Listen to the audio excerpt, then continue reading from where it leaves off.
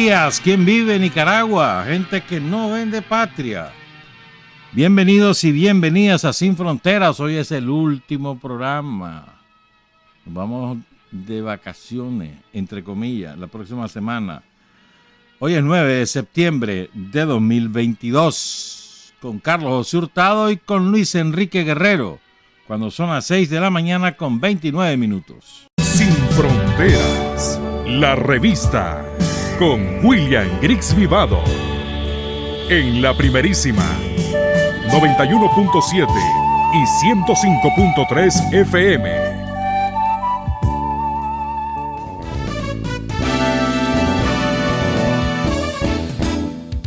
Sin fronteras para decir la verdad. Sin fronteras, trabajar, avanzar, combatir, vencer. Sin fronteras.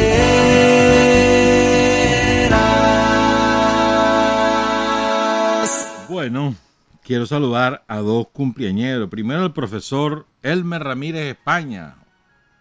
Está de pláceme. Felicidades, profesor. Y segundo, a un campeón que nosotros tenemos, que cumplió años ayer, que lamentablemente las nuevas generaciones no lo conocen.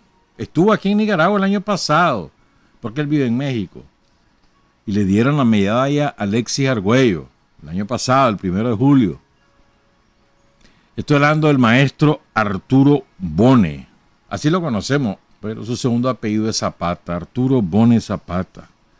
Ayer estuvo cumpliendo 80 años, bien vivido. Solo les resume quién él.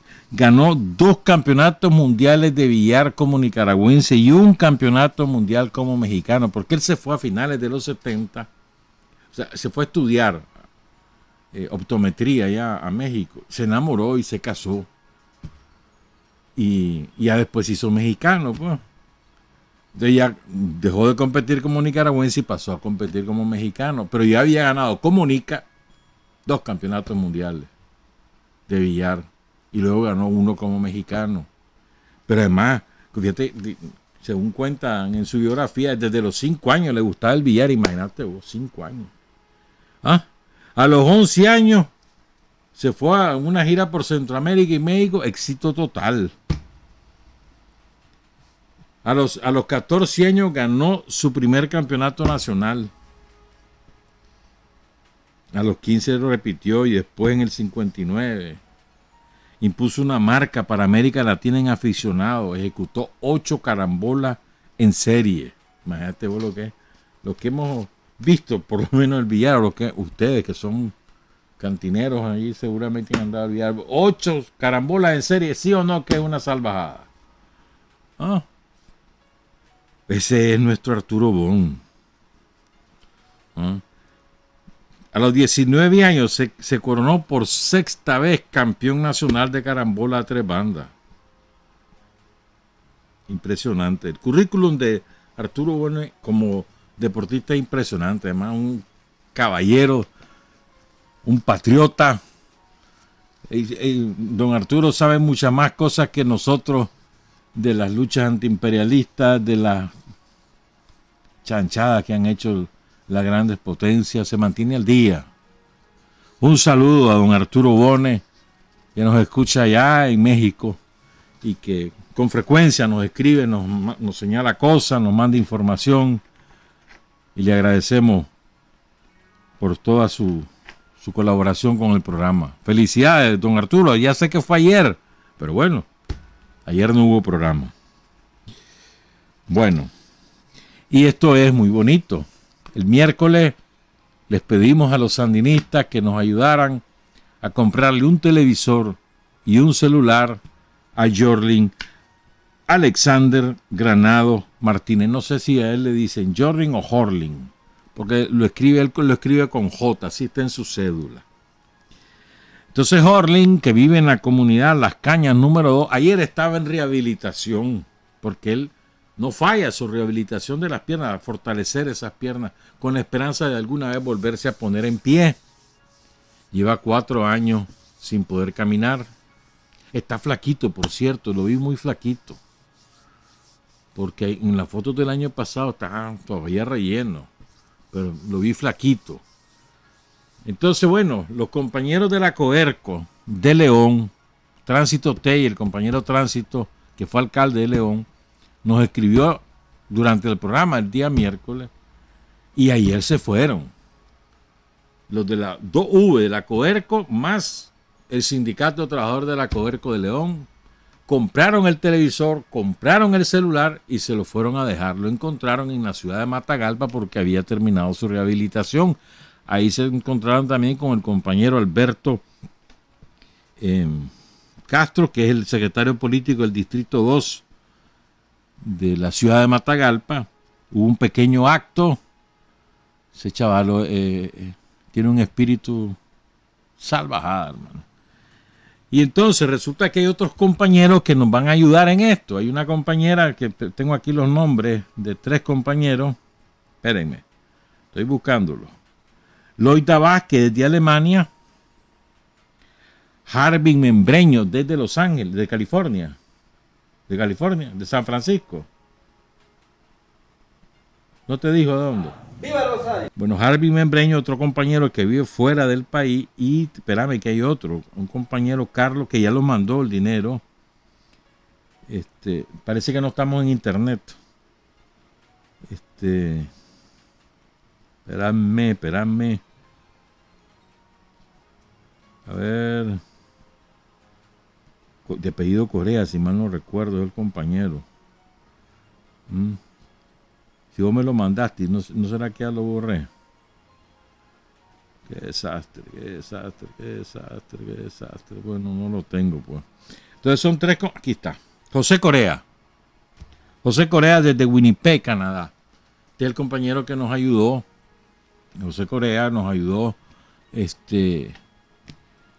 con 2 ajedrez que se los entregamos a una escuela allá en Los Vanegas, y con un determinado monto que le compramos una porra para hacer bajo a una señora que lo que hace yo el tamal, pero le cobraban 25 córdobas diarios por alquilarle la porra. La ganancia se le iba ahí.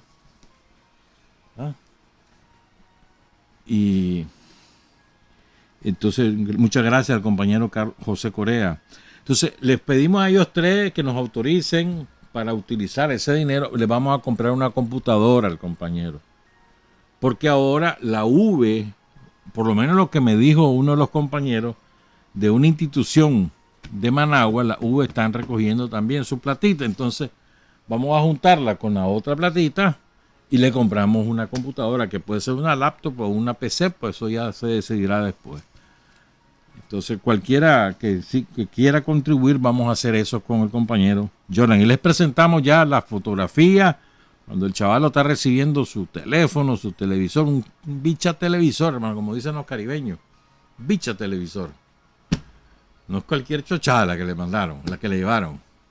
Y además, su teléfono celular en su caja, nuevecito de paquete, hermano. ¿Verdad? Y alegre, pues bonito es eso, bonito, ¿para qué? Felicitamos al compañero Alberto Castro por la iniciativa. Él siempre ha estado pendiente de Horling, y lo van a visitar con frecuencia. Está en su casa nueva, además. Recuerden que él es un héroe de la paz. Él está inválido porque los tranqueros le metieron un balazo que le partió la columna. Por eso está inválido. No se nos olvide por qué. Bueno, son las 6:41. La Policía Nacional celebró su aniversario el día 5 de septiembre. Pero la mejor manera que ha tenido de celebrar la Policía Nacional esa magnífica labor para esclarecer el brutal homicidio de las 2 niñas. Yo creo que en eso la Policía Nacional, si no le gana a todas, está al mismo nivel de cualquiera en América. O sea, la policía tenía esclarecido eso en 24 horas, estaba afinando detalles, además había que esperar el examen de medicina legal, que entregaran los cuerpos, ¿verdad? Entonces, actuó con prudencia, pero además tratando de esclarecer el motivo. Y eso es lo que a todos, creo yo, nos tiene asombrados, ¿no? Pero bueno, primero quiero enfatizar en la labor de la investigación policial, es extraordinaria. Hay que felicitar al primer comisionado Francisco Díaz Madrid, no solo por su aniversario, sino por esa labor. Eso demuestra una eficiencia de primera categoría. Pero además, con los resultados, esclareciendo el delito, se echaron al suelo todas esas especulaciones de un montón de la gente en general. Que eso pasa porque los indultos. Que eso pasa porque qué barbaridad, que se descuidó la mamá. Que dónde están los padres y debían echarlos presos. Que eso debe haber sido algún familiar. Nada de eso. Los 3 involucrados en el brutal asesinato, ninguno de los 3 tenía antecedentes penales. Ninguno. Ninguno estaba drogado. Ni picado. Ninguno era pariente de las 2 niñas. Ninguno. ¿Pero por qué la mamá la dejó salir? No, la mamá no la dejó salir. La chavalita llega a la casa, la vecinita, que vive con su abuela, pero la fulanita está detenida, el fulano, perdón, es tío de ella. Entonces llegaba allí. Pues si la abuela vive a 4 o 5 casas. Entonces llegó a prestarla para ir a una vigilia de la congregación cristiana del barrio. La mamá, como eran las 8 y pico, las 9 de la noche, les dijo que no, por esa razón. Y se fue a acostar, acostó a sus hijas y se fue a acostar. Y además son 4 hijos, 2 menores que las 2 niñas. Se fue a acostar. ¿Cuál es su susto? Que se despierta. Quién sabe, a lo mejor el bebé, que tiene un bebé de 11 meses, la despertó, pero ella se despierta, busca a sus hijas y no las halla. Así fue. Vamos a decir ahora que nunca se está escapado un chaval después que le dice que no salga. Chavales son así. Entonces la pobre mujer empieza a buscarla. Se fue a la vigilia. No, aquí no está. Aquí no está. La buscó a las 11, la buscó a la 1. Hasta que se fue a poner la denuncia a la policía el día siguiente. Ella actuó con corrección. Entonces nos apresuramos a juzgar a los demás. No esperamos la investigación policial, que es escrupulosa y que además es esclarecedora. ¿Qué fue lo que ocurrió? Más bien, ¿por qué ocurrió ese crimen? Esa es la gran duda.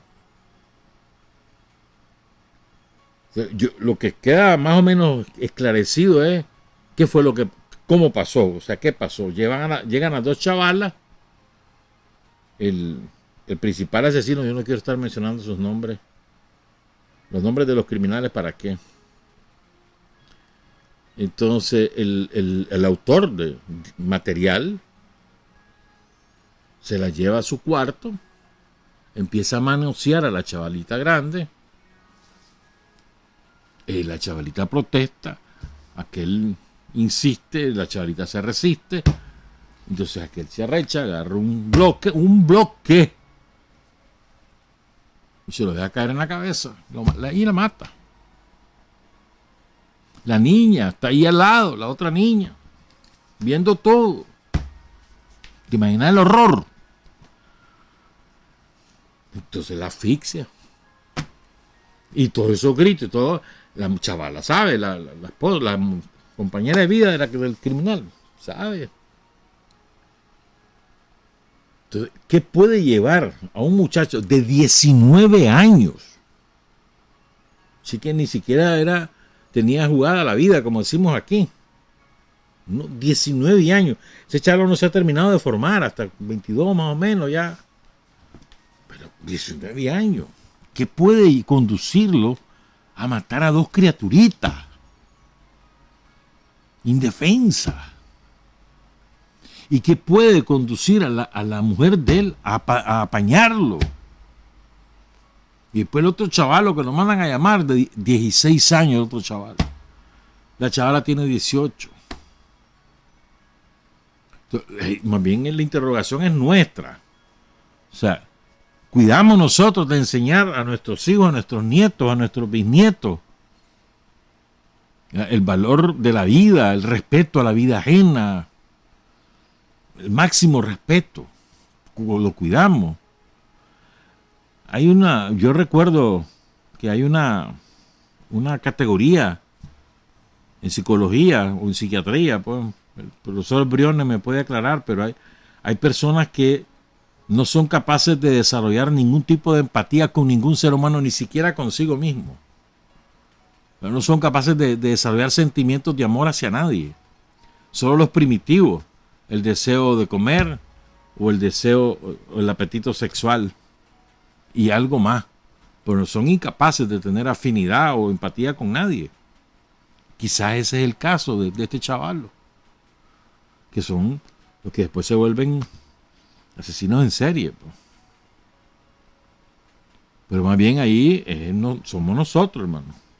Y que cuidemos la boca, hermano. Bueno, la boca, los dedos. No andemos opinando si no sabemos. Esperemos. No especulemos, no andemos echando culpas sin saber las cosas. Somos atrevidos. Todos nos sentimos jueces. Ahora, la niña de 12 años, que es la que la llega a prestar, esa niña debe estar traumatizada si lo que vio es un horror. A ella llevó a sus amiguitas.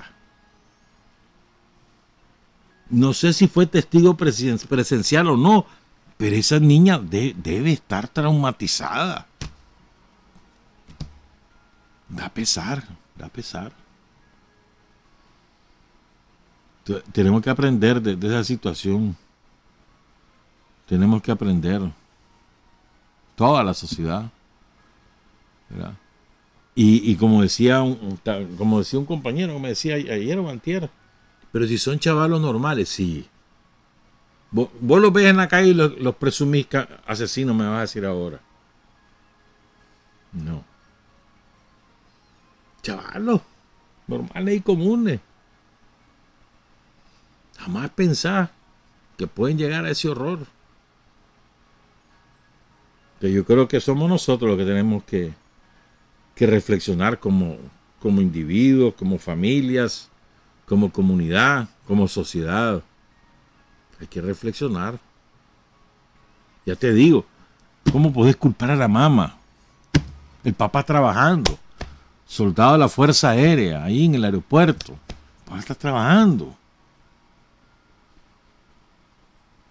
Y la mamá hizo lo correcto, no les dio permiso. ¿Qué más podés hacer? Y vos sabés que los chavalos esperan, ahí andan husmeando, ahí se durmió mi mamá, vámonos. No me digas que no te ha pasado.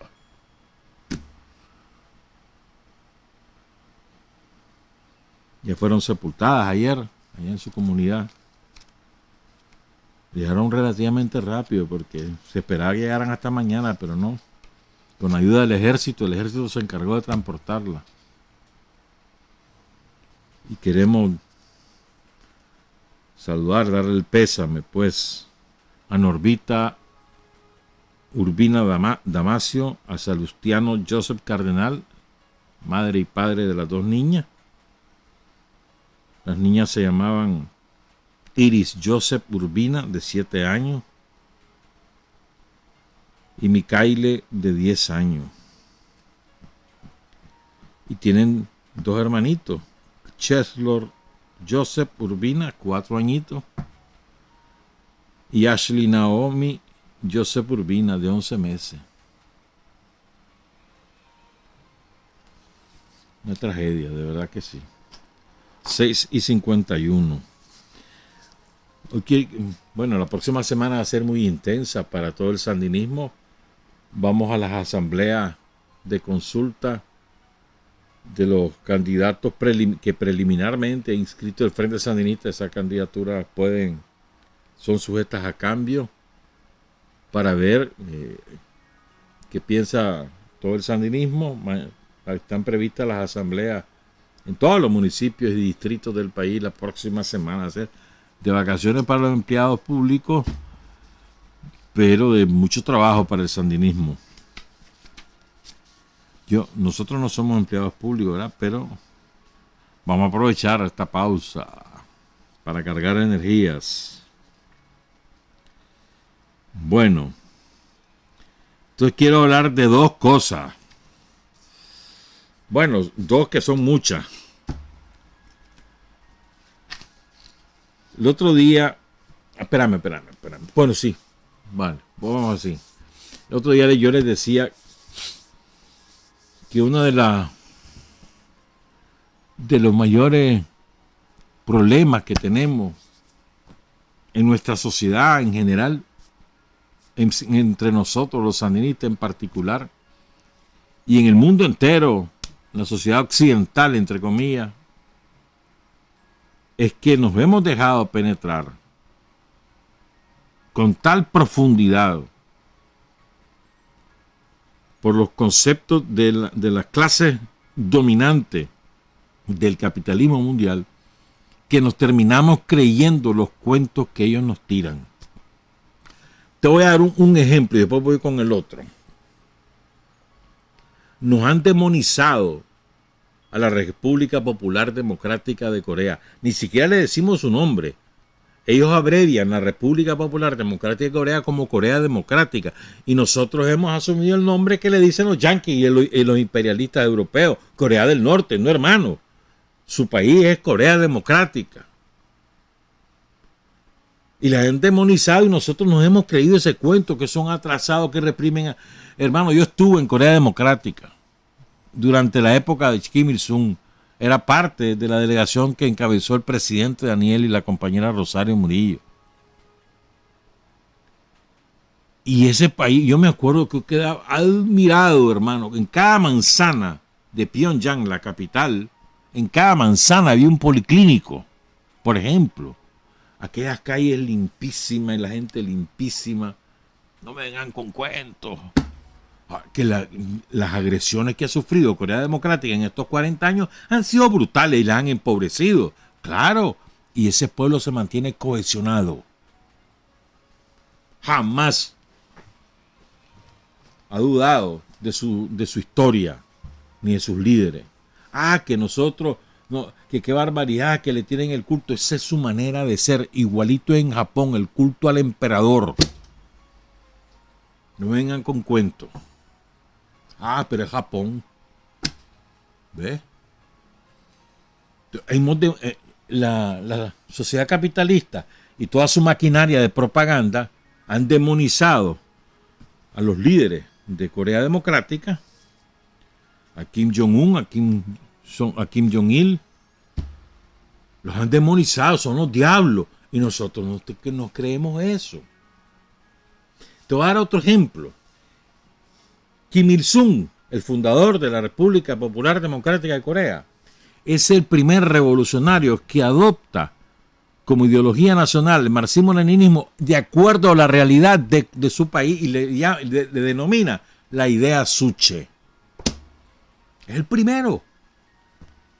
Antes que Fidel y Martí, antes que Carlos Fonseca y Sandino. Y bajo esa concepción que recupera su historia, recupera sus luchas, su arte, es que desarrollan la sociedad con la concepción marxista-leninista de la historia.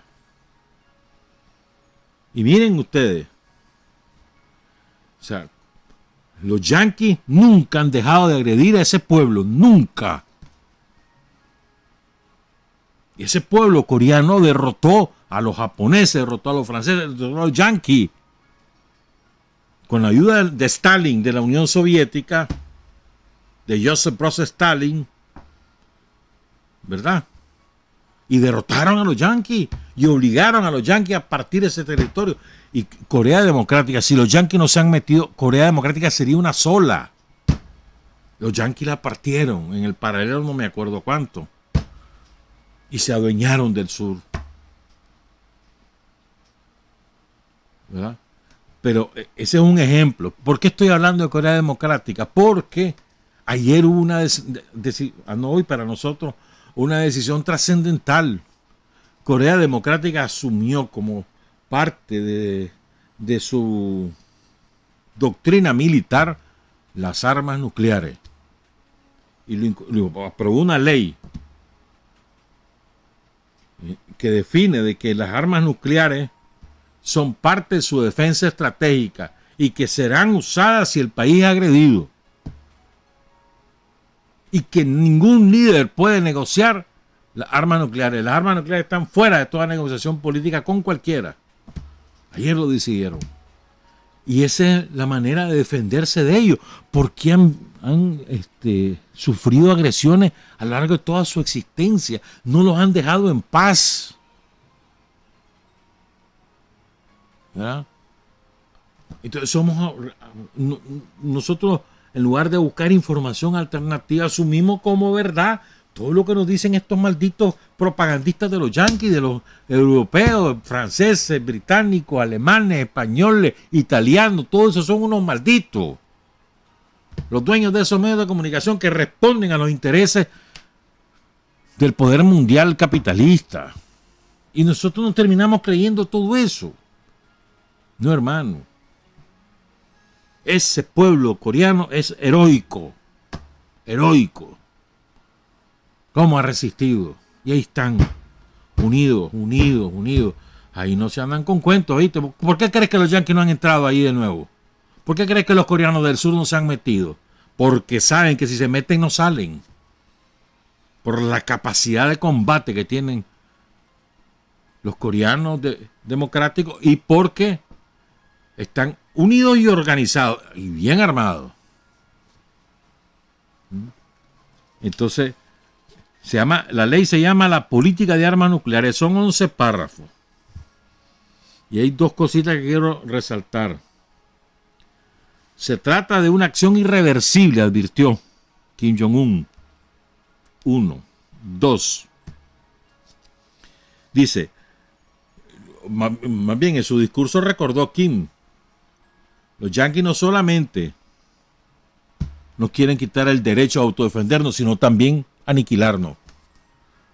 Y es un derecho legítimo del pueblo coreano adquirir esas armas para defenderse. ¿Por qué no se las quitan a Israel? A ver, ¿por qué no se deshacen ellos? Los británicos, los franceses, los ingleses. Perdón, los yanquis. ¿Por qué no se deshacen ustedes de las armas nucleares? Ustedes sí tienen derecho y los pueblos empobrecidos no. Y ustedes agreden a cualquier pueblo y el pueblo empobrecido no tiene derecho a buscar cómo defenderse. Claro que tiene derecho.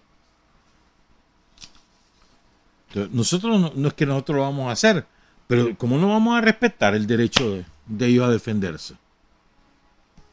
Es más, es la única forma que tienen de evitar de que esos malditos yanquis busquen cómo destruirlo, porque son capaces de todo. Los gringos son capaces de todo.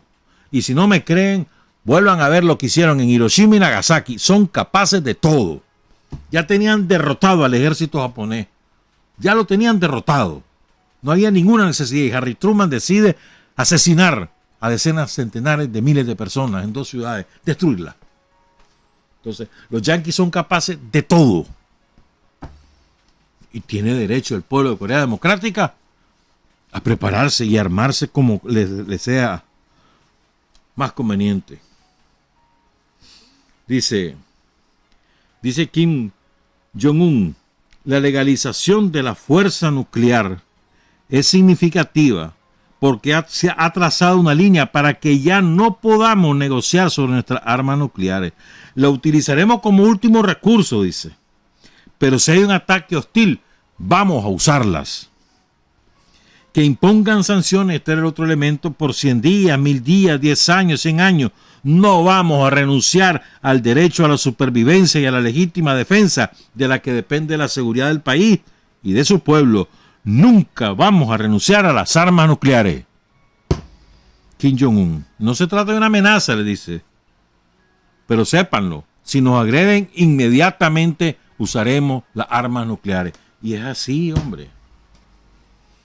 El imperialismo no entiende si no es por medición de fuerza. Es así. A nosotros, vos no crees que nosotros ya nos hubieran aplastado si supieran que estamos divididos, si supieran que la gente no respalda al Frente Sandinista y a Daniel. O si supieran que en el ejército hay alguna fisura o que en la policía hay otra fisura, ya nos hubieran caído encima. O sea, la fuerza interna. Y en el caso de Corea Democrática no tiene más remedio que usar el recurso de fabricar sus propias armas nucleares. Me recordaba una amiga el otro día, acordate, me dice que, y es verdad, ¿cuál fue la estrategia de Kim Il-sung, el fundador de la República Popular Democrática de Corea? ¿Cuál fue su estrategia? Escogía chavalos brillantes, sólidos, los mandaba a determinadas naciones. Ustedes van a ir a absorber los conocimientos y los traen aquí, vamos a fabricar lo que ellos fabrican. Y así fue. Se fueron, agarraron todo como la tecnología de los japoneses, de los gringos, de los franceses. O sea, estoy hablando de productos y de desarrollo industrial y se fueron a hacerlo a Corea. Se fue. Y es verdad, así fue. Bueno, ese es un ejemplo de cómo nos dejamos envolver por la propaganda imperialista. Yo le tengo el máximo respeto a Corea Democrática, sinceramente. Estuve ahí. Me acuerdo que a mí me impactó lo del culto de la personalidad, no me gustaba. Y me acuerdo que Daniel nos pegó una puteada, hermano. Nunca la voy a olvidar, ahí en el avión. Se dejó venir de donde él estaba sentado cuando oyó nuestro riserío, porque éramos como 30 los que íbamos. El riserío en un avión que la Unión Soviética le suministró a la revolución, con toda la tripulación, el combustible, todo. Y entonces se deja venir Daniel cuando oyó el griterío. ¿De qué se van riendo? Que no, miren, ustedes tienen que aprender a respetar. Y nos pegó sin gritar, sin un solo grito. ¿Viste? Pero yo me sentí, hermano, chiquito. ¿No? Quería meter la cabeza entre las patas. Y ahí aprendí la lección. Sí, hombre. Y la otra propaganda que ahorita nos va a caer, ¿ves? Desde ayer empezó eso. Y hay un montón que caen en esa trampa. Ahí se murió Isabel, que se haya muerto, ya está, pues que paz descanse, adiós. Pero esa señora es responsable de decenas de miles de muertos.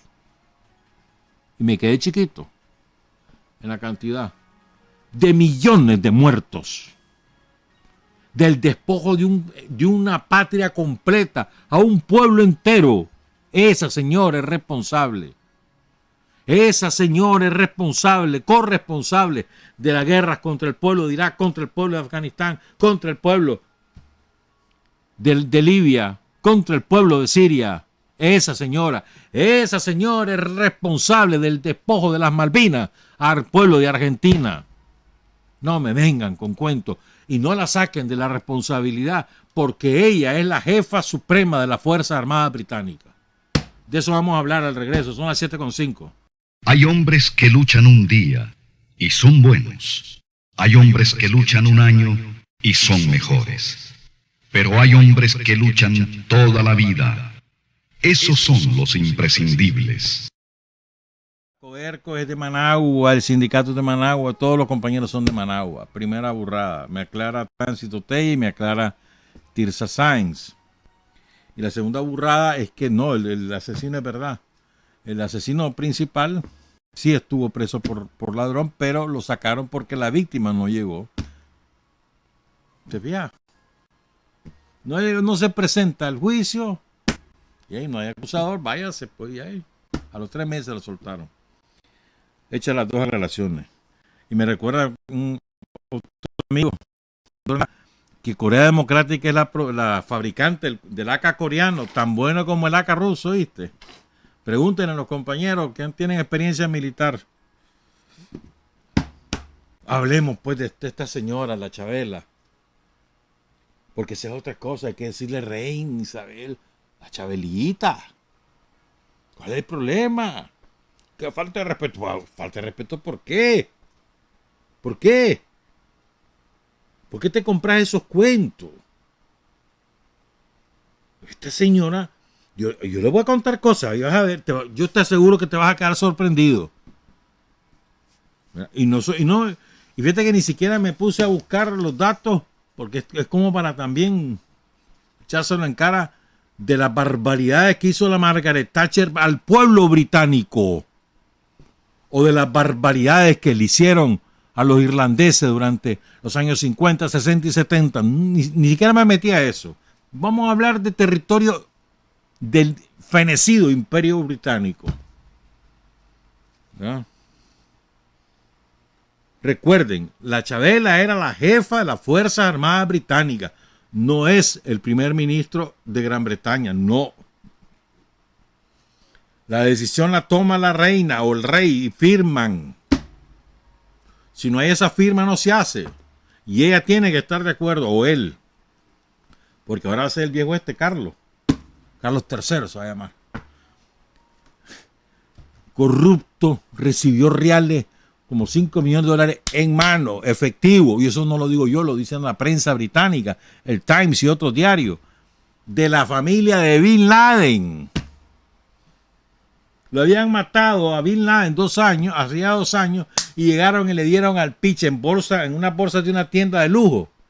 Le dieron los reales.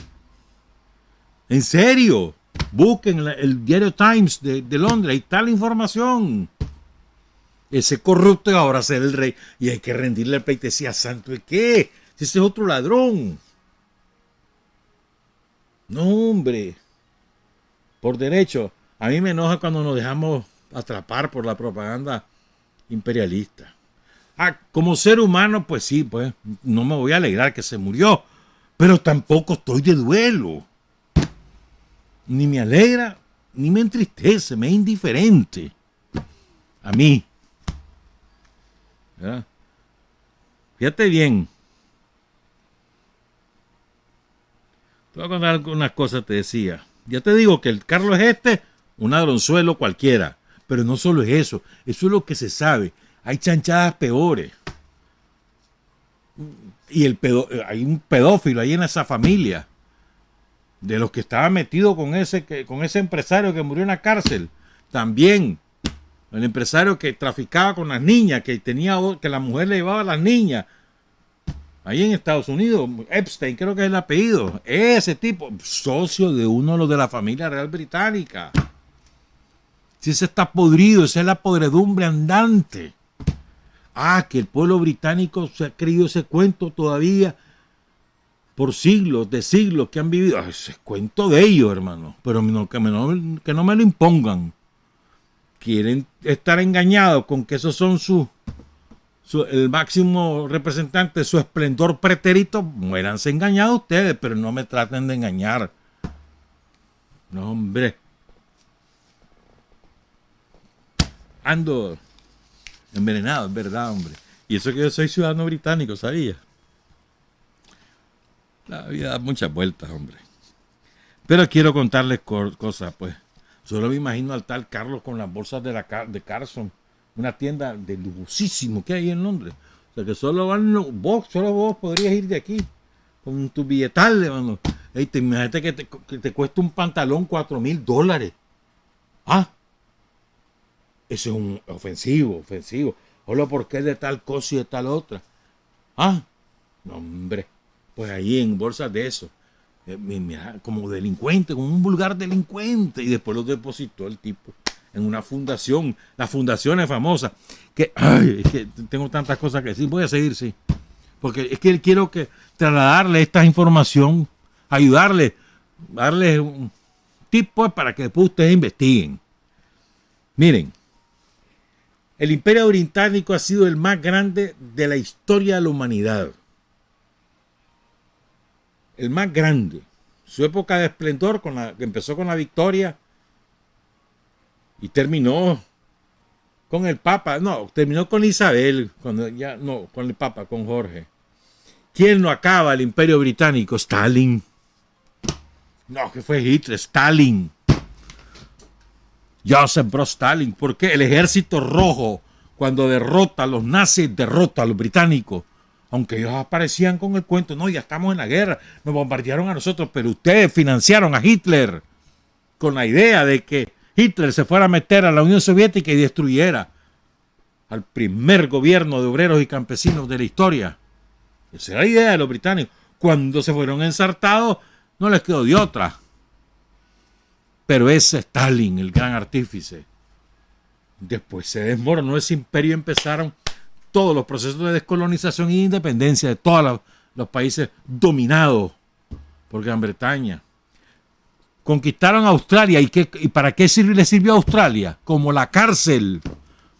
Los primeros habitantes de Australia, ¿quiénes son? Los presos, los peores presos del Imperio Británico, los criminales en serie, los ladrones incorregibles, los mandaban allí a Australia. Esos son los primeros habitantes, los que llegaron a aniquilar a los pueblos aborígenes de Australia. Eso hizo el Imperio Británico. El imperio más brutal de la historia es el Imperio Británico. Los yanquis se les quedan pálidos. En serio. Y no estoy exonerando a los yanquis, ¿verdad? Te estoy diciendo que esos son peores aún. Llegaron a ser dueños de 34 millones de kilómetros cuadrados. Gobernaban la cuarta parte de la humanidad. Y eran dueños de todas las rutas de comercio por el mar, que eran las principales porque la línea aérea no se había desarrollado. Y aún hoy, sin las rutas de comercio naval, no son nada, hermano. ¿Qué caso en avión vas a meter el montón de carros? Tendría que usar no sé cuántos aviones. O las maquinarias esas gigantescas que se utilizan. No, hombre, es barco. Entonces, los británicos eran los dueños de todas las rutas de comercio navales. Eso era el imperio era monstruoso, monstruoso. Y aunque empieza a caer en declive con la Primera Guerra Mundial, con todo el gasto que hacen para derrotar a Alemania, después empezaban a recuperarse, comienzan a financiar a Hitler con la idea de ir a ocupar la Unión Soviética y robarse todas las riquezas de la Unión Soviética. Esa era su idea. Y financian a Hitler, los británicos, y después se meten los gringos. No se les olvide eso. Y eso está documentado, no lo estamos inventando. Documentado, testimoniado. Entonces fíjense. Empieza con la victoria, ¿verdad? 1840, más o menos. Se hacen un poderío naval. Y después ocuparon la India. Ocuparon China, aunque dejaron al emperador, pero quien mandaban eran los británicos. Los dos países con mayor población del planeta los dominaba el Imperio Británico. Y de la peor manera posible. Ya les voy a contar. Fíjense. A la India llegan en 1777 buscando la materia prima agrícola, algodón, las especias y montones de cosas más que producía la India, porque la India es un subcontinente y producen maravillas. Y son responsables, los británicos, los ingleses son responsables de decenas de millones de muertos. Ya les voy a decir cómo. Y entonces los tipos utilizaron, se toman la India y para evitar que llegaran otros a quitársela, porque le tenían miedo a los franceses, le tenían miedo al Imperio Ruso, entonces ampliaron y se tomaron Pakistán, lo que hoy es Pakistán, pues lo que hoy es Bangladesh, entonces, como estados tapón para proteger la joya de la corona que era la India. Después se tomaron Singapur, Malasia, todo eso lo fueron ocupando, imponiendo su ley, robando, saqueando sus recursos, matando a sus rebeldes. Eso fue lo que hicieron. Ya no te digo las guerras del opio. Vos agarré el opio y drogate, basame una parte que la uso en la industria farmacéutica y pagame por eso, además dame el oro, dame la plata. Entonces fíjense, en un determinado momento en Asia mantuvo Kuwait, Bahrein, Bután, Brunei, Birmania, Qatar, Sri Lanka, Singapur, Tianjin, Emiratos Árabes Unidos, Hong Kong, la India, Bangladesh, Pakistán, Maldivas, Israel, Irak, Palestina, Nepal, Oman, Jordania, Siria, le faltó aquí, Malasia, parte de Yemen y China. ¿Verdad? Yo les voy a contar un caso que yo te aseguro que la mayor parte de ustedes no lo conocen. Y después también agarró el Mediterráneo porque su onda era, ¿verdad?, garantizar la producción de materia prima y luego el traslado desde los países productores de materia prima hasta la sede del reino, hasta Londres. Entonces, ¿qué es lo que tenía que garantizar? Las rutas marítimas. Entonces, se fueron tomando algunas islas y algunos puertos en todo el Mediterráneo para llegar al canal de Suez, que ellos se lo robaron. Dicen que lo construyeron también. Y después tener toda la ruta del Mar Rojo para garantizar que llegara de China, de la India, pasaba por el canal de Suez y llegara hasta Londres. Y después se agarraron todo el sur del África para garantizar también por ahí. O sea, esa es la lógica, siempre ha sido el dinero para garantizar la riqueza, siempre ha sido así. Del Mediterráneo se quedaron con Chipre, con Gibraltar, ahí lo tienen todavía, el peñón de Gibraltar, es clave para controlar el paso por el Mediterráneo, las islas del Canal, Malta, la isla de Man, todo eso se lo adueñaron. Y así podían entrar cholito a Egipto, que también lo tenían como protectorado. Así que en África, de los territorios actuales de Namibia, de Ascensión, Botswana, Lesoto, Ghana, Nigeria, Gambia, Mauricio, ya te voy a contar la historia de Mauricio, Kenia, Malawi, Sierra Leona, Zambia, Zimbabue, Suazilandia, Seychelles, Tanzania, Uganda, Sudáfrica, Sudán, todo Sudán, no que ahora está partido en tres, no, todo. Parte de Camerún, Egipto y Somalia. Todo eso eran ellos dueños. Todavía después de hasta como en los años 60 es que terminan todos estos países, incluso 70, de salirse de la corona británica. Una lucha que costó decenas de miles de vidas de patriotas africanos, nigerianos, sudaneses, cameruneses, Egipto, millones, luchando contra esos malditos británicos. Y todavía con Isabel. No vengan con cuentos. En América también anduvieron. Bueno, en Oceanía no solo fue a Australia, ¿viste? Primero, y donde llegaron primero fue a Nueva Zelanda, después se pasaron a Australia. Tuvalu, Fiji, las Islas Cook, Kiribati, Nueva Zelanda, Nauru, Pitcairn, Isla Salomón, Tokelau, Tonga, Papúa Nueva Guinea, Vanuatu y Samoa. Todo eso era de ellos. Sigo, porque aquí falta. En América, Canadá y Estados Unidos, ¿qué más querés? En el continente, y después se acuerdan, yo les he contado aquí, se querían adueñar desde Belice hasta Puerto Limón de Costa Rica. ¿Se acuerdan? El Reino Mosquito, que era una colonia de ellos. Después se la quería robar Colombia. Pero además, Jamaica, Guayana, Belice, Canadá, Estados Unidos, Islas Malvinas, Anguila, Antigua y Barbuda, Jamaica, Bahamas, Barbados, Isla Caimán, Islas Vírgenes Británicas, Dominica, Granada, Trinidad y Tobago, San Cristóbal y Nieves, Santa Lucía, San Vicente de las Granadinas, Islas Turcas y Caicos, Islas Sandwich del Sur, Islas Georgias del Sur, todo eso está en América. ¿Qué queda de ese imperio? Todavía quedan algunas cosas que siguen siendo los dueños. De Acrotiri y de Kelia, de Anguila, Bermudas, Islas Caimán, Islas Georgias del Sur y Sandwich del Sur, y las Malvinas, que se las robaron a sangre y fuego, bajo la reina. La reina es la que autorizó el bombardeo de las Malvinas y matar a los soldados y cercar las Malvinas. La Isabel. Las Islas Pitcairn, las Islas Turcas y Caicos, las Islas Vírgenes Británicas, las Gibraltar, Montserrat, Santa Elena, Ascensión, que es donde están los famosos volcanes, Tristán de Acuña.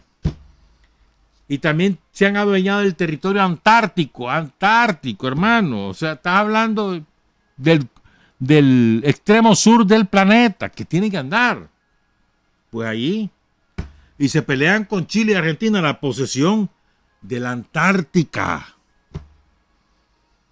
Y también en el Océano Índico todavía tienen territorio británico. Y ahora les voy a contar, ¿verdad? Especialmente 2 casos, o 3, pues bueno, ya les conté, ya les referí, no se los conté, lo de la isla de Malvinas, que eso es terrible. ¿Qué queda de ese imperio? Además de esos territorios, ¿sabes lo que queda? Es que nosotros perdemos la perspectiva, ¿verdad? ¿Qué maneja el mundo? Armas y qué más, los reales. Armas, reales y la dominación cultural. Esos son los 3 grandes elementos.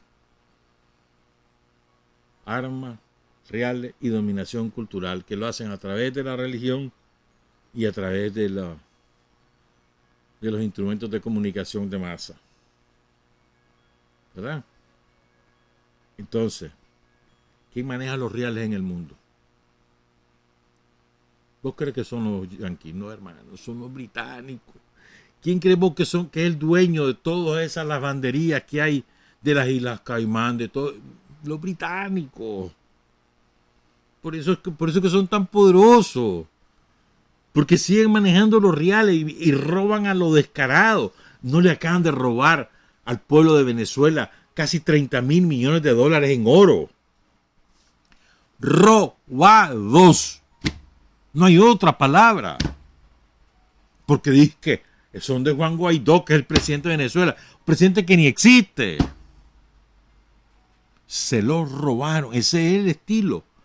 Los británicos y los gringos se robaron todo lo que los nazis se adueñaron de los judíos que iban asesinando, de los 6 millones de judíos asesinados por Hitler. Sus propiedades se las robaron fundamentalmente británicos y yanquis, también franceses, también suizos, que bastante los suizos además, pero fundamentalmente los británicos y los gringos. Y ahí nacieron bancos, y la City, y la no sé cuánto, sobre la base de la sangre de millones de seres humanos en todo el planeta, no solo de los judíos. Ya sabes, todo eso, lavanderías que hay, que en Singapur, que en todas las islas del Caribe, no todas, en bastantes islas del Caribe, todo eso es de los británicos. Entonces, ¿por qué les sirve a ellos? Porque todos los ricachones no les gusta pagar impuestos de ningún país del mundo, entonces vienen ellos y depositan los reales ahí con la garantía de que no van a pagar impuestos, lo que se llaman los paraísos fiscales. ¿Y quién protege eso? Los británicos. A nosotros, a todos los paisitos como nosotros, nos ponen la bota para que no hagamos ningún tipo de brujul con los reales. ¿Por qué razón? Porque no quieren que que ninguno de nosotros compita con los paraísos fiscales que son de los británicos. ¿Sí me entendés, verdad? Bueno, las Islas Caimán, la Isla Montserrat, incluso hasta, ¿cómo que se llama este paisito que chiquitito, ahí al norte de Cataluña, hasta ahí mismo? Pero bueno, ahora quiero contarles esto. Yo te aseguro que la mayoría o no nos acordamos o no lo conocemos. Que esto es una cosa que chorrea sangre y que fue durante el reinado de la Chabela. No me vengan a mí con cuentos. Voy a hablar de la isla de Chagos.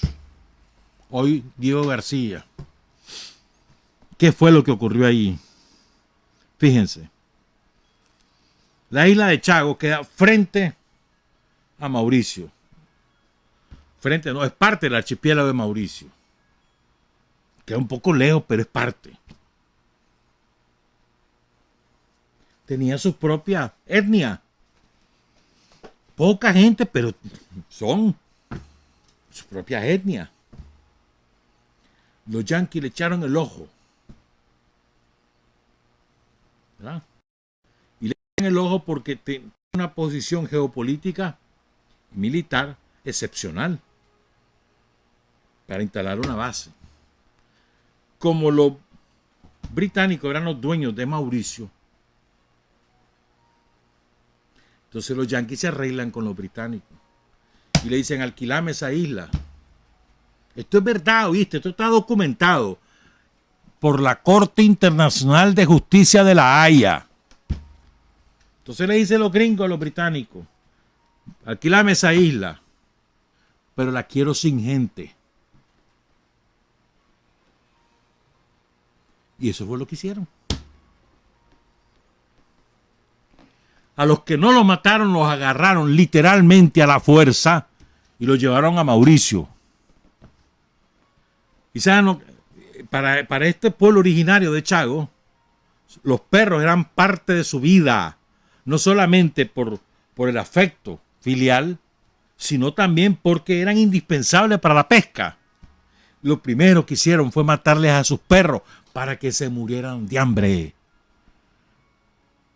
y tuvieran la alternativa, o se morían de hambre o hacían lo que decían los británicos y se iban para Mauricio. Eso pasó.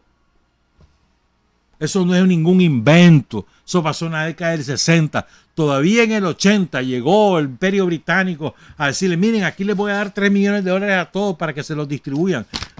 Así es, sinvergüenza.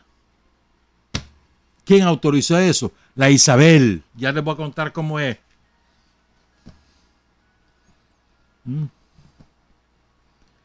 Los expulsaron. ¿Y qué fue? Una vez que sacaron al pueblo de Chagos, le dijeron, Yankee, ya está limpio, venid a venir. Y llegaron los Yankees, pusieron su base militar. De esa base militar han salido portaaviones, soldados, etcétera, para invadir Irak, para invadir Afganistán, para ocupar Siria. De ahí.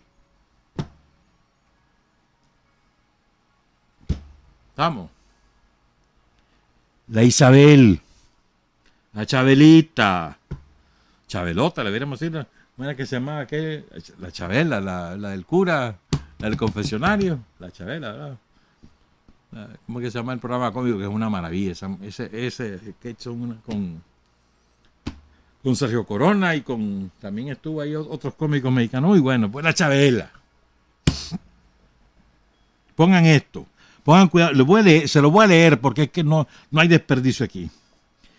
En 1965, el gobierno británico decidió expulsar, la reina Isabel, que empezó en el 52, bueno, 53 fue coronada, pero el 52 se murió su papá.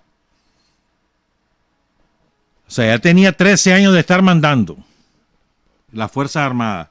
En 1965, el gobierno británico decidió expulsar en secreto a los habitantes de las islas de Chagos.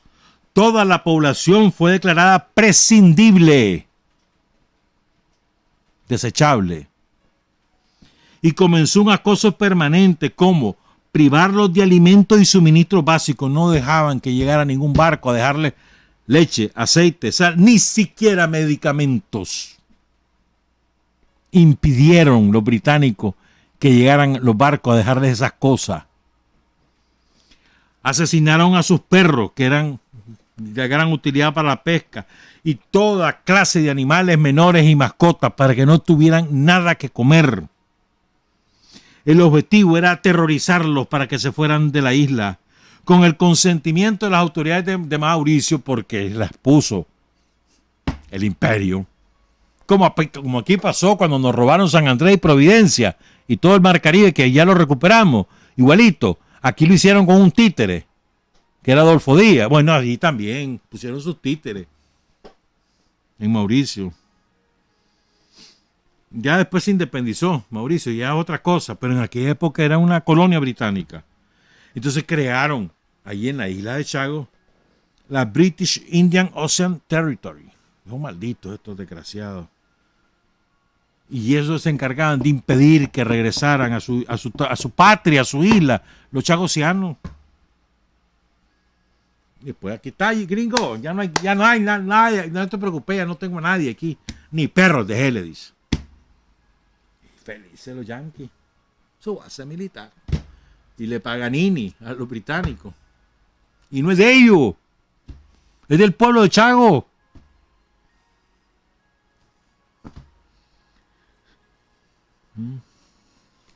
Y le decían a todo el mundo, no, si nosotros ocupamos esa isla, pero ahí no vivía nadie. Esa fue la narrativa. Y esa fue la narrativa de los medios. No, si ahí no hay nadie. Nunca ha habido nadie. Es una isla deshabitada la que le alquilamos a Estados Unidos. En 1965, la resolución 2066 de la Asamblea General de Naciones Unidas le advierte a los británicos que está prohibido desmembrar el archipiélago de Chagos del resto de la isla de Mauricio.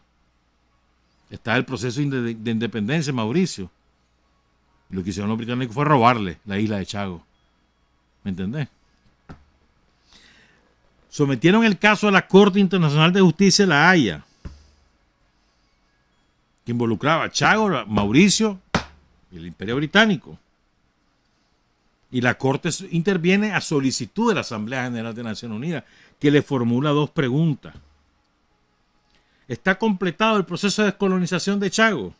Y la segunda es, ¿cuáles son las consecuencias de la continuidad del Reino Unido como administrador en Chagos? Y las 2 preguntas las responde la Corte y pierde el juicio. Los británicos, ¿qué hicieron los británicos? A mí no me importa lo que diga la Corte. La respuesta de la Corte fue contundente.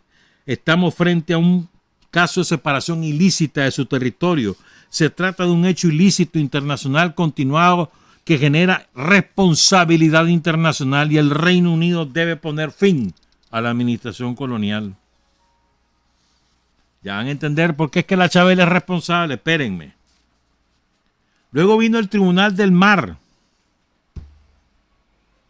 que con coincidencia con lo que dijo la Corte, el Tribunal Máximo del Mundo, la Corte de La Haya,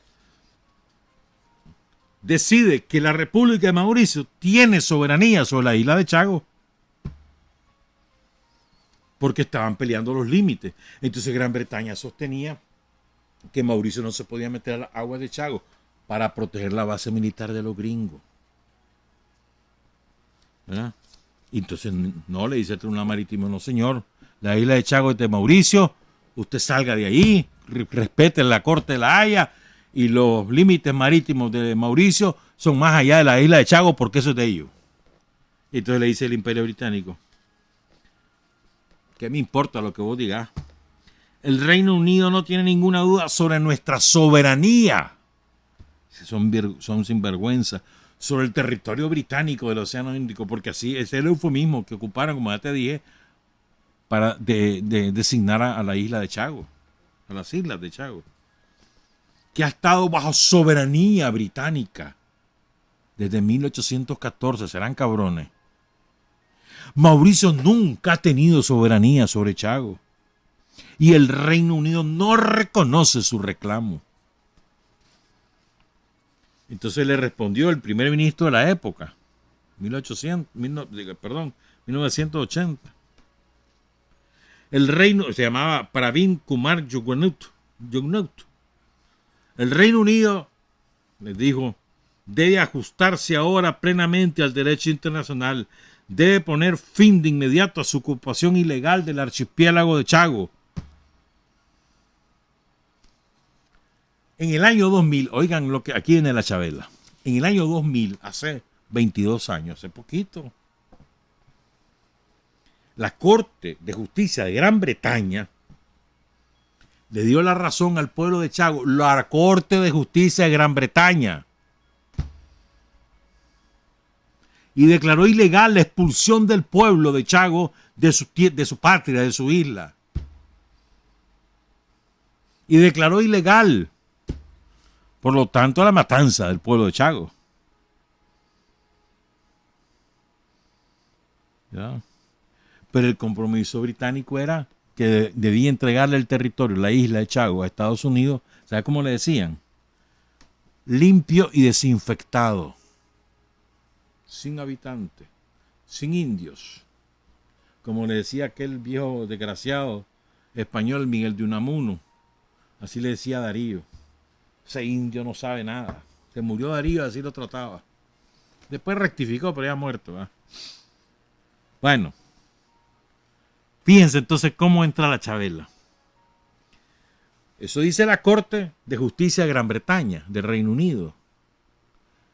Entonces viene el Foreign Office la Cancillería británica y dice, nosotros no vamos a permitir que regresen los de Chagua a la isla, porque hay un decreto del rey de la época del Calzonchingo,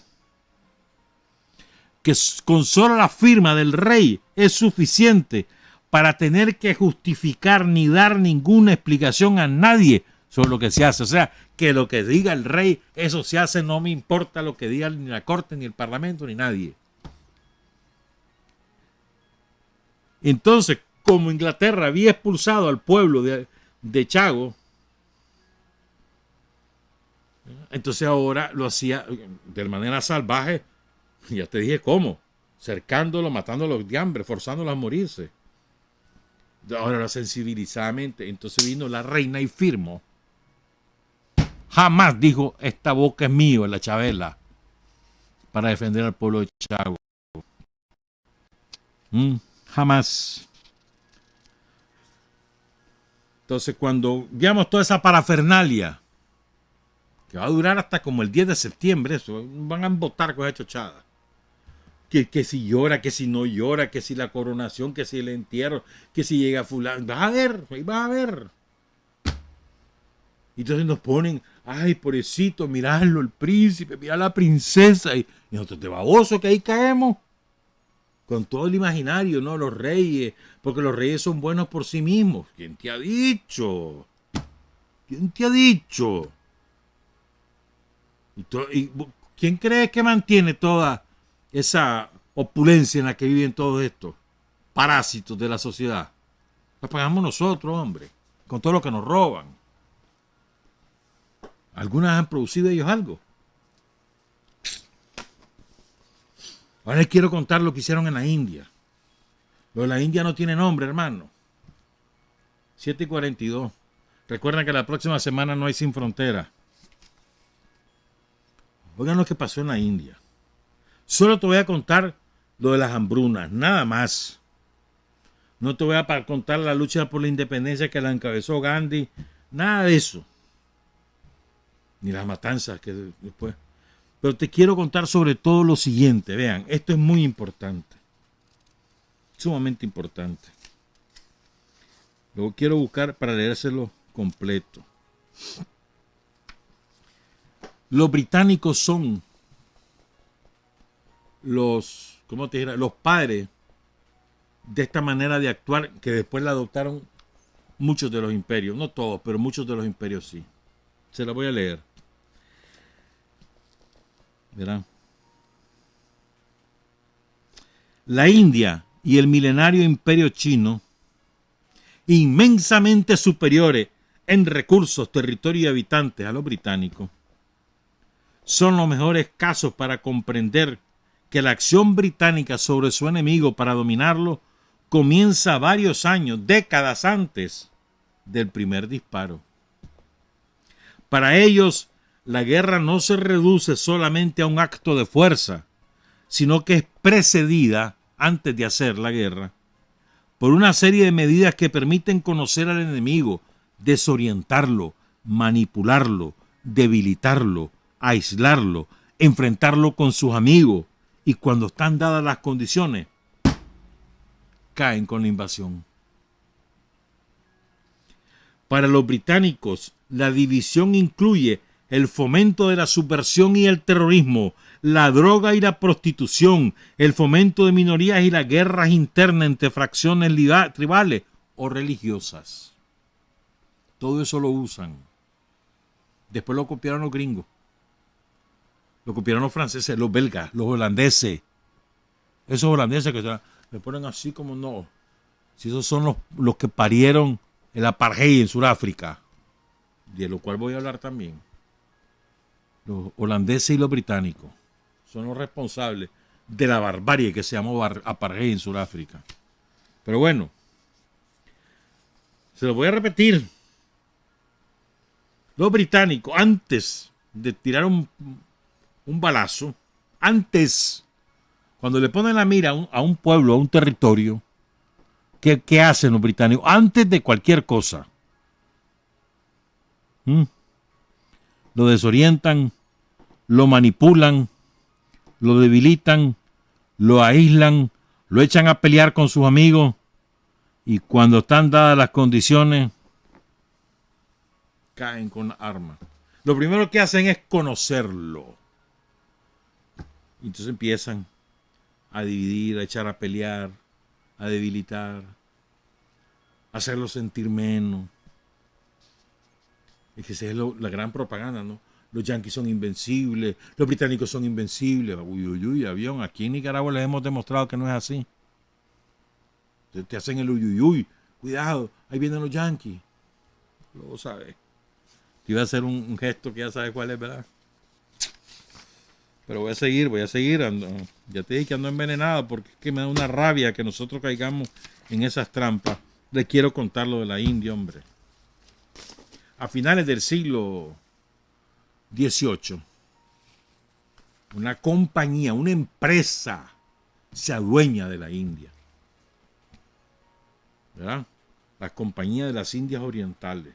Literal, tenían sus propios soldados, su propia policía, no, que no era del imperio, pero era la que le garantizaba todos los alimentos a la corona británica. ¿Me entendés? Sobre todo porque los británicos se adueñan de toda esa ruta porque los españoles se han ido arriba en América. Y ya se habían, los estadounidenses ya se habían independizado. Y por ese camino iban los canadienses. Entonces se adueñaron de todo ese lado para tener todas esas rutas comerciales y toda esa enorme cantidad de riqueza, ¿verdad? Entonces, llegan a la India, a esta compañía de las Indias Orientales, hasta que hubo la rebelión de los propios soldados. Bueno, los soldados locales, ¿verdad? Y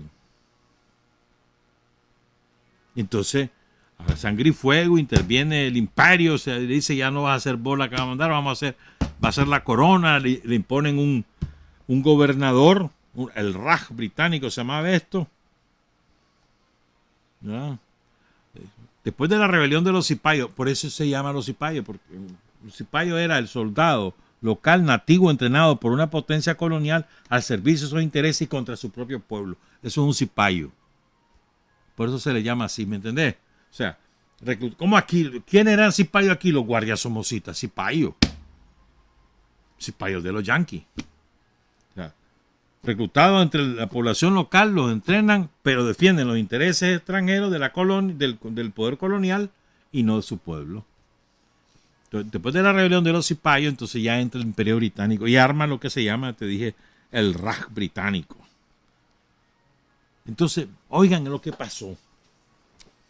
Cuando ustedes vean ese entierro de la reina Isabel y el Carlos ahí llorando, y cuando vean todo eso, acuérdense de estos crímenes. Acuérdense. Vean al pueblo de Chagos, desalojado de su isla, hambriado. Vean esos rostros. La Isabel es la dueña, perdón, la responsable de eso. Vean eso. Y no me estoy metiendo a todas las barbaries que hicieron durante todos estos años. Porque para todo eso tenía que aprobarlo la Isabel. Toda esa, la guerra en las Malvinas, la guerra en Afganistán, la guerra en Irak, la guerra en Siria, la guerra en Libia. Toda esa guerra es ella la que firmaba. Y podía haberse opuesto. Pudo haberse opuesto al empobrecimiento del pueblo británico, al despojo de todos sus derechos sociales. Le quitaron el derecho a la salud, a la educación superior. Lo dejaron en la perra calle y además le embotaron tanto la jupa que creen que viven en el quinto cielo. Bueno, la Isabel. Voy con las hambrunas. Fíjate bien, entre 1860 y 1902, ¿saben cuántas hambrunas hubo en la India? 25. Hambrunas que morían millones de seres humanos. ¿Por qué eran causadas las hambrunas? Por dos razones. La primera, por un cambio climático que hubo con los monzones. Los monzones son las corrientes de aire que traen toda la lluvia de los Himalayas. Entonces hubo un cambio de ciclo y causaba sequía. Esa es la primera razón. Y la segunda razón es que los británicos cambiaron la vocación de las tierras para forzar a todo el mundo a producir algodón, sobre todo en aquella época, entre otras cosas, pero sobre todo algodón, porque eso es lo que necesitaba su imperio. Entonces dejaron de producir alimentos los campesinos, les robaron las tierras, les quebraron las cadenas de suministro, los mandaron a ser obreros de cualquier cosa. Ya no eran dueños. Y entonces lo que hacían los británicos era, cada sequía aprovechaban para matar a la máxima cantidad de indios posible. Bueno, y lo hicieron en Brasil los portugueses, por ejemplo. Mataban a la mayor cantidad de gente posible y después se aprovechaban de la enorme debilidad en la que quedaban esos pueblos para incrementar su dominio y su explotación. ¿Verdad? Entonces, fíjense, en los estados del sur de India, Orissa, Bihar en el norte y Bengala en el este, en esas tres regiones, murieron entre 30 y 40 millones de indios de hambre. Las tres más grandes hambrunas, la de 1860 1861, 9.400.000 muertos. Ahí les estoy poniendo las fotos. Esas son fotos tomadas por ellos, por los británicos de la época. La gran hambruna de 1876 a 1878 mataron a 10.300.000 personas. La gran hambruna de 1899 a 1902, 10 millones de muertos. ¿Estamos claros? Pongan cuidado en esto ahora. Además que les quitaban la tierra, los obligaban, a los que se las dejaban, los obligaban a cultivar otras cosas y los obligaban a pagar unos impuestos altísimos. Les quiero contar esto, fíjense. En 1866, la sequía, la hambruna, ya llevaba más de 1 millón de muertos en el este de la India, o sea, la zona casi limítrofe con China. 1 de cada 3 personas murió en esa región. 1 de cada 3. ¿Tú sabes lo que es esa barbaridad? Y entonces, la prensa británica publicaba lo que estaba pasando, la prensa india, pero jamás la corona británica tomó ninguna medida para aliviar el hambre de la gente. Y había recursos, porque se podían llevar alimentos de otras zonas de la India o sencillamente no exportar la comida a la Gran Bretaña para que comiera el pueblo de la India. Pero no se pudo. ¿Qué aplicaron? La lógica de Malthus. Este fue un verdadero asesino que tenía unas teorías que le adoptaron las coronas europeas como propia. Un asesino. Que había una sobrepoblación y que había que dejar morir a la gente para dejar así. Esa teoría tenía, entre otras cosas. Pues, y alguna vez les hablé de eso un día, hace tiempo. Entonces, ¿qué pasó? Llega el gobernador de Bengala, que incluía Orissa, se llamó Cecil Biadon, este asesino en serie, y llega a visitar y les dice, no, ningún gobierno puede hacer mucho para evitar o aliviar estas vicisitudes de la providencia. Esto es un mandato divino, nada puedo hacer yo. Y la gente muriéndose en las calles, literal. Entonces agarraban toda la mañana, agarraban por centenares los cadáveres, los iban a tirar a cualquier hueco. La gente se moría por todos lados, de hambre, no de enfermedades, de hambre. Y eran los gritos espantosos que los describían en la prensa india de la gente pidiendo comida. Y de eso se morían. Entonces, incluso como había tan poca alimento, lo que hacían era, y además los comerciantes se adueñaban de la cadena de suministro, comerciantes británicos. Entonces los precios se trepaban a una cantidad tan exorbitante que era imposible que el pobre pudiera comprar una libra de arroz. Entonces, primero estaba escaso y segundo, lo que había era carísimo, así los mataron. Así los mataron. Imagínate que incluso, bueno, y la guerra contra Afganistán, etcétera. Pero bueno, es que ya no, nos tenemos que ir, entonces solo quiero terminar con esto, ¿verdad? Y ya no me va a dar tiempo de hablar de lo de Sudáfrica, que eso chorrea sangre. Cuando vean esos entierros, recuerden que Nelson Mandela estuvo preso décadas. Y la Isabel jamás hizo pero no movió un dedo para ponerlo en libertad. Y los británicos mandaban en Sudáfrica. Los sudafricanos jamás hubieran mantenido el apartheid sin el respaldo de la Isabel y del reino y de los gobiernos sucesivos en Gran Bretaña. Jamás. El oro, los diamantes, las riquezas de Sudáfrica, ¿dónde iban a parar? A los bancos, a los ricos de Gran Bretaña. Con la Isabel de reina. Y las matanzas de Soweto, y bueno, todas las matanzas que hubo ahí. La Chavela jamás movió un dedo para que cesara aquella barbarie. Jamás. Piensen en eso. Piensen en eso. Fíjate. Te voy a contar lo último. Como se había muerto la reina, iba a venir un nuevo rey y además iban a visitar la India, ¿verdad? Entonces, el gobernador colonial se puso a hacerle una fiesta. Se llamaba Lord Lytton, ¿verdad? Entonces el tipo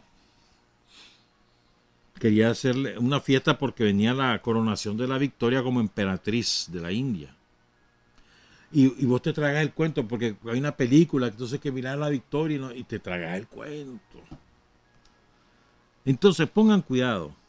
Entonces el tipo se olvida de la hambruna, la gente se está muriendo de hambre, le vale al tipo porque él quiere hacerle la fiesta a la reina. Y les hizo un banquete de una semana a 68,000 invitados. La comida más cara de la historia del mundo. 68,000 invitados durante una semana, bebiendo y bebiendo guaro, y la gente murió. ¿Sabes cuánta gente murió en esa semana? Al mismo tiempo de hambre en la ciudad. 100,000. Ese es el Imperio Británico. Y puedo seguir contando cosas. La masacre de Soweto, ¿qué fue? 10,000 chavalos de secundaria, chavalos, se van a la calle a protestar porque les obligan a estudiar el afrikáner, que es un idioma inventado por los holandeses, una mezcla de holandés con inglés y las lenguas nativas. Entonces los chavalos se van a la calle a protestar por eso. ¿Qué hizo la policía blanca del régimen surafricano? ¿Sabes lo que hizo? Soltó los perros policías. Lo soltó para que atacaran a los 10,000 chavalos. Ha sido horrible. Tú lo imaginaste. Y los perros agarrando el cipoterío. Los chavalos agarraron piedras para defenderse de los perros. Entonces, como los chavalos estaban defendiendo de los perros, dispararon. ¿Sabes cuánto mataron? Solo ahí, tirados en la calle. 566. ¿Y la reina Isabel alguna vez dijo algo? Jamás. Jamás.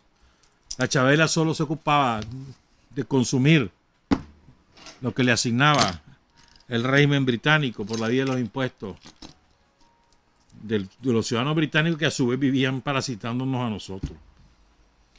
Próxima semana, libre. Nos oímos hasta ¿qué? ¿Lunes qué? 19 de septiembre. Trabajar, avanzar, combatir, vencer, patria y libertad. Revolución es sentido del momento histórico. Es cambiar todo lo que debe ser cambiado. Es igualdad y libertad plenas. Es ser tratado y tratar a los demás como seres humanos. Es emanciparnos por nosotros mismos y con nuestros propios esfuerzos.